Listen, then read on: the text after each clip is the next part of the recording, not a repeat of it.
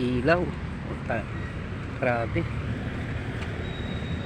Tapos si Santolan walang eye catch. Yung reflectorize wala oh. Dapat meron yan sa gitna para nakikita yung kalsada. Ang dilim nga rito oh. Wala kang makikitang eye patch, parang pinaka catch eyes dyan.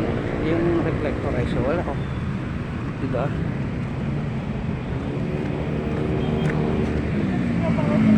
Dilim na kalsada oh. Dapat may mga ilaw dito sa poste eh.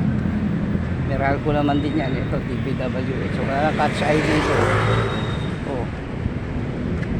Dapat lahat ng kontraktor niyan bawiin lahat ng bawiin lahat ng yaman na galing sa gobyerno.